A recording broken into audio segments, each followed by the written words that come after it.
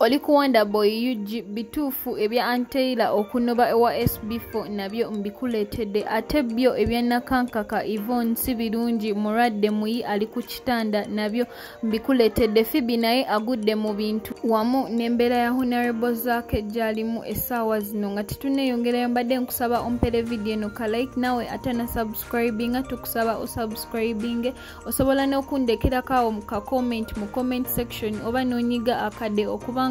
osobola ofuna video zaffe bwe tuteekayo. Ate ye Hajjat Kaloddo omulombi w'edduwa agamba go wenna ayina ebizibu ebyenjawulo jangu akulombera edduwa oterere era nga osobola okumukubirako ku nnamba ye eri awo wansi wamu ne ba Biva Organic Health and Natural Products nga bano bajanjabisa obutonde emmere omuddo wamu n'ebibala era nga nabo osobola okubakubirako ku nnamba yaabwe eri awo wansi oba n'obakyalirako ku matabi gaabwe ag'enjawulo katuyongereyo n'amawulire gaffe. Go maziga merere eri Yvonne Nakankaka era nga bambi wetwogerera essaawa zino ye ali mu ddwaliro era ye apooca n'endwadde ez'enjawulo era nga kino kigambibwa mbu ye Dr. Sb4 byaze amwogerera bino bambi bye byamuleetedde pressure era wetwogerera essaawa zino omukazi wattu ye yeetaaga ssaala zammwe naye katumusabire omukama amuyambe awone. Ssanyu Jerere eri Phoebe era nga wetwogerera essaawa zino ye wakulumya abalabe be bonna era nga kigambibwa abantu bangi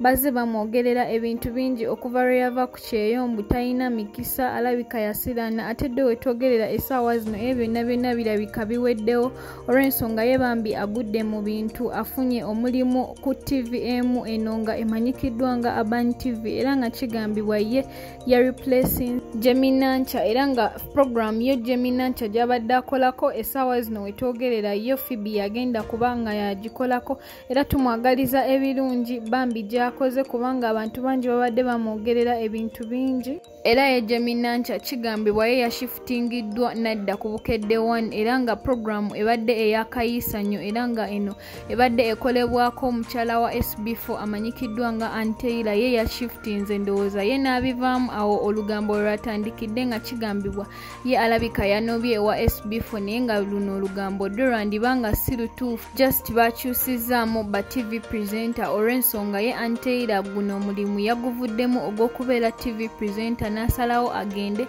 atandike okukola ate ku bintu ebirala naye nga byo ebyokwawukana ne Sb4 bo bakyali bonna era tubagaliza obufumbo obulungi. Kansooke nkuweko ebya Phoebe byabadde ayogera kubanga ye bambi musanyufu nnyo essanyu limutta era ngenda kuwa ne ka vidiyo akalala akakabaga ka Phoebe akamwelkaminga ku mulimu omupya gwe yafunye tumale tweyongereyo n'amawulire gaffe amalala.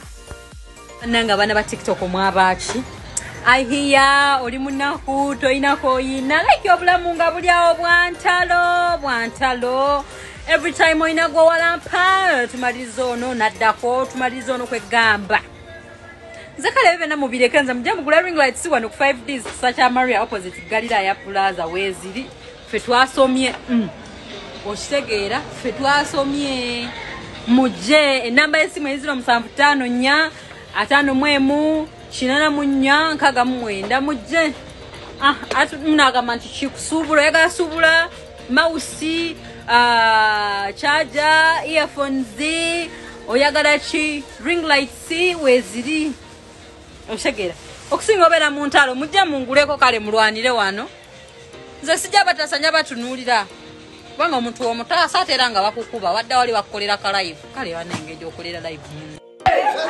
Jaibu keki. Kamu mbili sabu nya. Wale wajoni.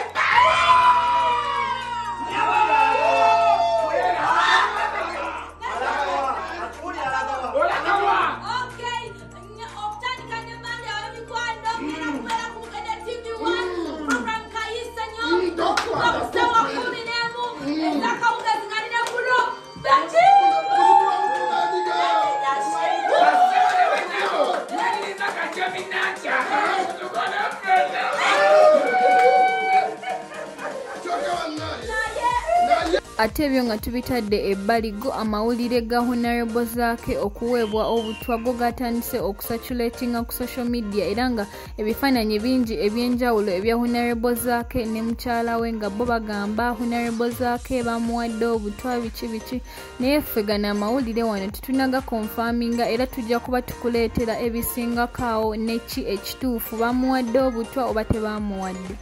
Ate ebyo nga tubitadde ebbali gwe wetwogerera essaawa zino ye bambi Bushakash ali mu nnaku era sigenda mwogerera nnyo nawe kambikuwe obyewulirireko mwebalekwe kumira ku Wonderboy UG omukama abatukuumire. Naye bantu mwe mu butuufu mwagala nkole ki? Omuntu akoze otya okubeerako mu nsi eno ng'alina eddembe lye? Ovyo ine mugamba omwana yolesezza amaalo omwana ayina amaalo bannange nakoze vidiyo nga ntunuulidde ekyennyanja bankutte vidiyo nga ntunuulidde ebyennyanja ebyennyanja byabadde bya pinki ekyennyanja kya pinki sikirabangako kati wadde agala nefulembo sikirabye mpitewo buyisi no nadde nina okuyimirira nkyetegereze okitegeera ennyanja ze Uganda ekiri mu mazzi tulabayo misonso nsiriŋŋanye nazze eno amazzi g'eno nasanze ebyennyanja bya pinki kati wadde agala nefuula ebusikirabe waliwo yagambye mbu olinnya ennyonyi teweefuula mbu olina maalo nze nalinnya ennyonyi naye ennyonyi gye nalinnya teyali ya mirembe nalinnya ennyonyi nga ngenze kutoba nansi era nga sifuluma okufuluma ofuluma otwalayo kasasiro naye ate omutwalayo bakulinze ku mulyango oyinza okudduka so sirinyanko nyonyi ya mirembe eno yennyonyi yange esoose ebadde y'emirembe so nina okukola kyempoera nga kyenjagala bano abantu benzizeemu nali mbabaddemuko nga bambonyabonya nze nga n'ekyokulya okukifuna nina kubba kibbe naye kati nzize ewantu ng'abantu benzimu abambonyabonya nze abagamba nobagamba mujje mulongose lumu wendi nga bwe nali mu bwakadamu omuwalabu yennyini yakugamba yala kadama tale shufi you're not cleaning good kati nze abayita mujje mulongose wensula kati mukimba seeyagala banange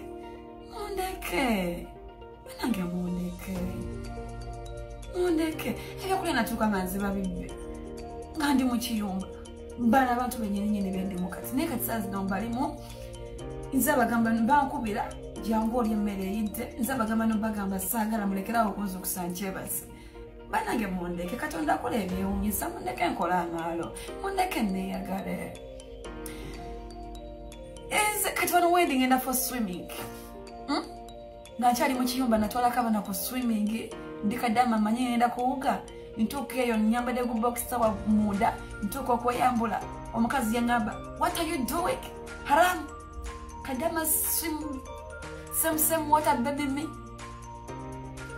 safuna musaguga naye kati nsobola ogenda nempuga nga omuwala bwali wali nemugamba tojja wano ngenda wuugirawo bannange mundeke neeyagale